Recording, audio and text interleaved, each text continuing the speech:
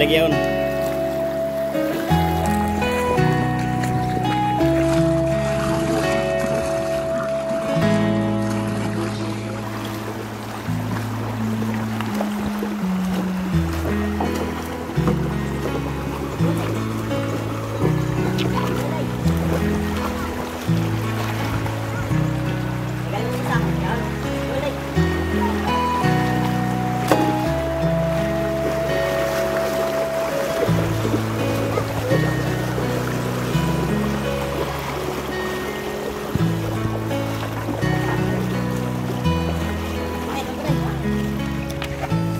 So what's up mga kasaka? Ito, yung daladala ko nga pala ngayon is ito yung kahoy na pang bugaw yung tawag nito sa Bisaya, pang bugaw sa mga gabot na yung mga nahuli namin ngayon.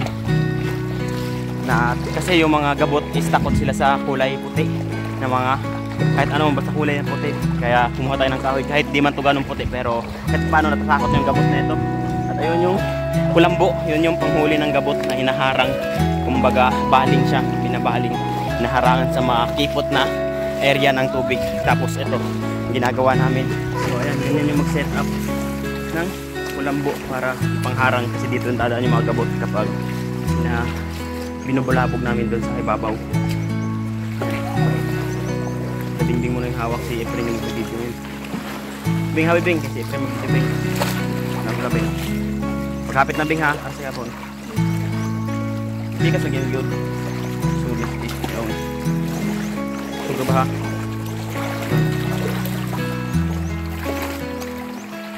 Yan mo yung bato.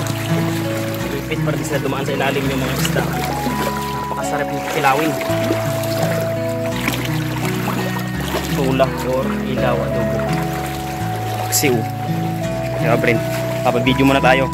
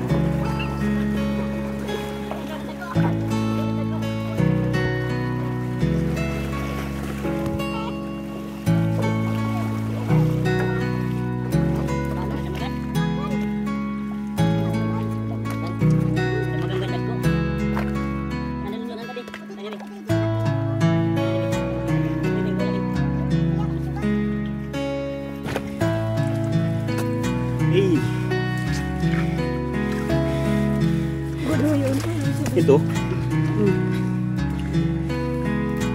Oh, mga kabayaon.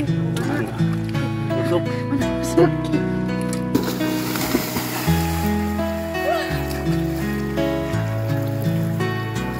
Pati tayo sa sulat. Sorry.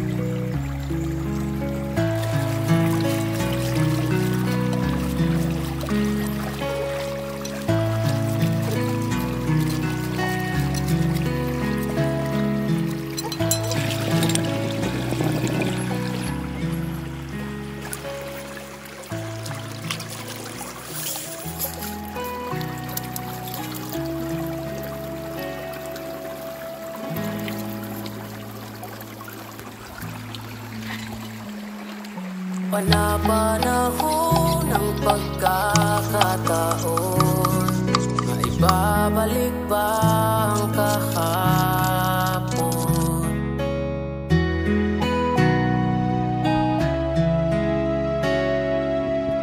Natatandaan mo pa ba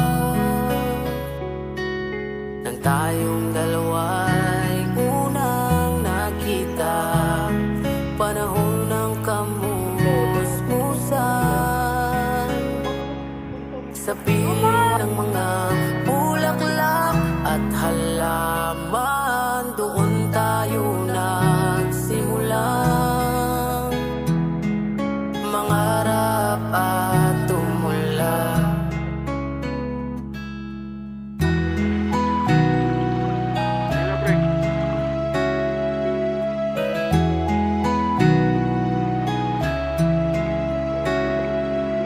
Natatandaan mo pa ba? Ano da? Inukit kong puso sa punong mangga at ang inaalala. Dali, Loy! Mga mortal! Dali lang, dali! Dali!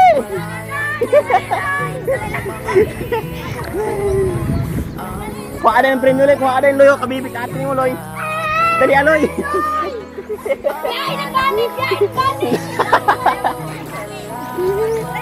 Kuha na, piyag din na si Lolo. Loy, aper na kay champion. Aper. So, ayan. What's up, mga kasaka? At ayun, mga nasa alas 3 na siguro. At pauwi na po kami.